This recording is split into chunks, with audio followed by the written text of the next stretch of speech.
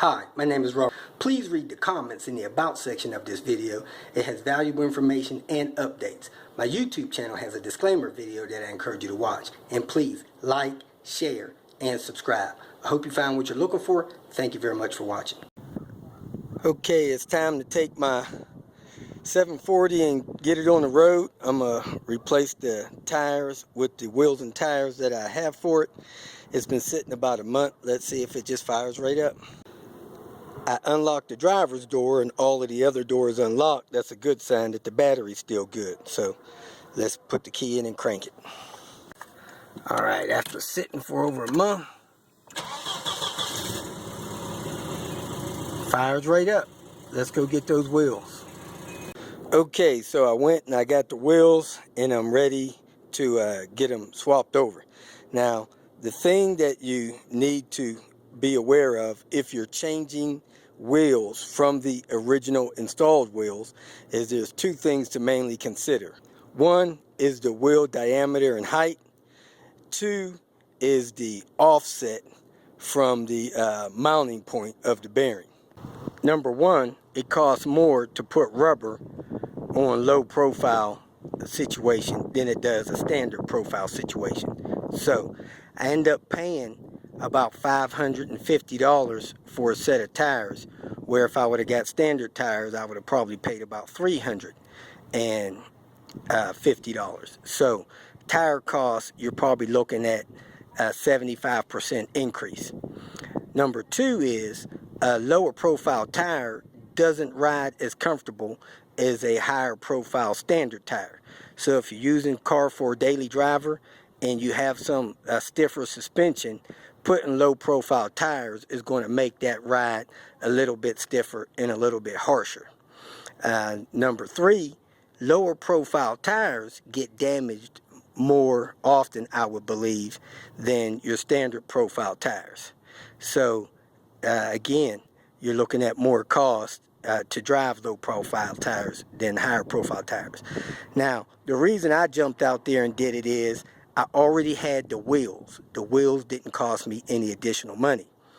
But buying spacers, buying more expensive tires, and buying lug nuts, you're talking $110 plus the cost of the tires.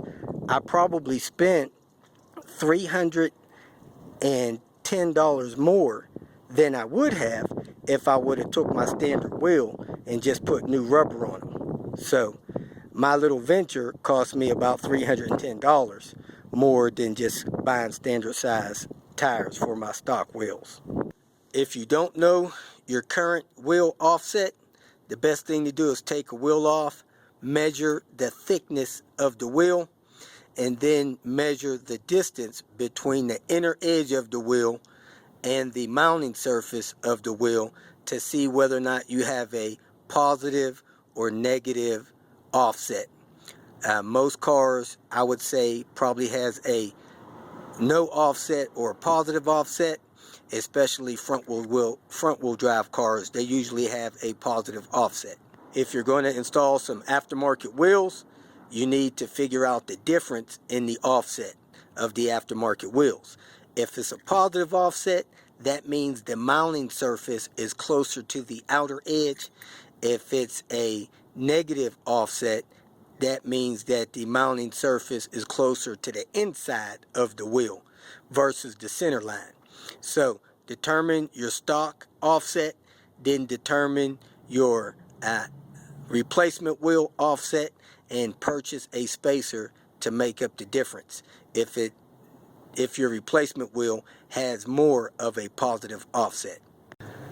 Other than your offset, the only other thing you'll have to be concerned with is your bolt pattern.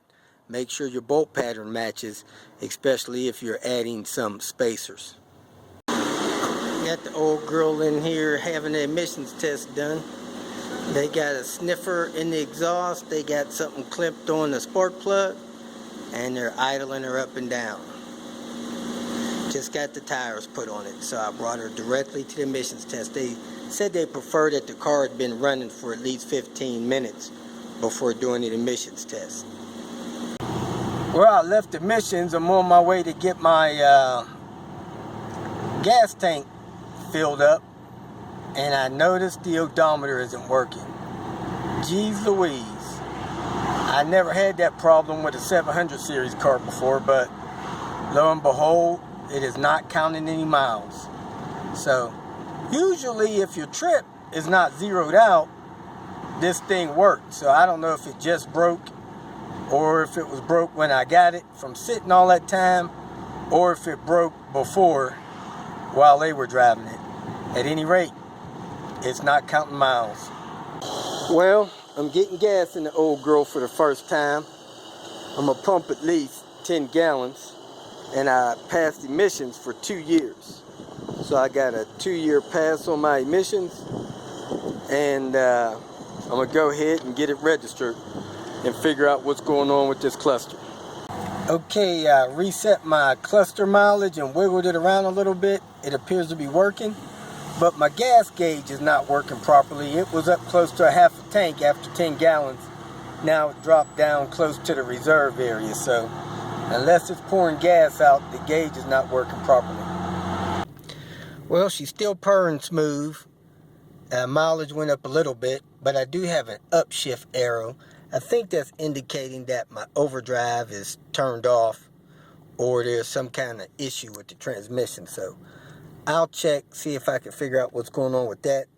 My next stop with this, hopefully through the weekend, is going to be to detail it, and then I'll get it registered hopefully Monday, and today's Friday.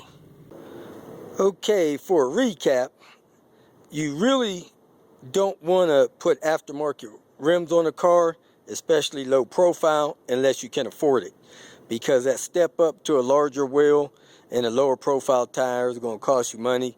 And if there's an offset difference in the wheels, you're going to have an additional cost with spacers.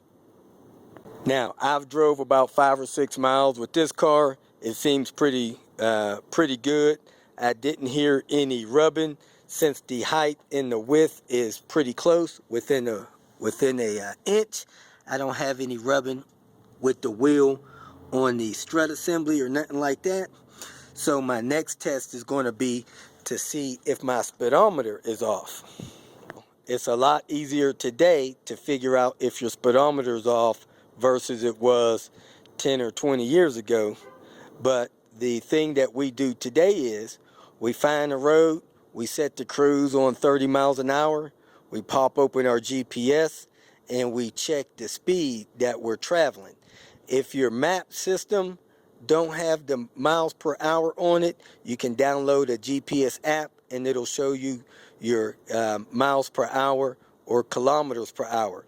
You set your cruise, or you cruise down the road at 30, you check your GPS and see where you are. You speed up to 60, you check your GPS, see where you are. You speed up to the speed limit, whether it's 70 or 75, you check your GPS and see where you are. That way you can avoid getting unnecessary speeding violation citations when you're cruising around with your upgraded wheels and tires that you install. If you have any questions, go ahead and post them. Me or someone else will be glad to respond to them. If you feel that this information was useful, please like it and share it with your social media friends. You can subscribe to my channel so that you will get notifications of future videos that I post. You can follow me on Twitter, and if you need to contact me directly, please visit my website. And if you have any questions, leave them below, and someone or myself will reply to them. Again, thank you very much for watching.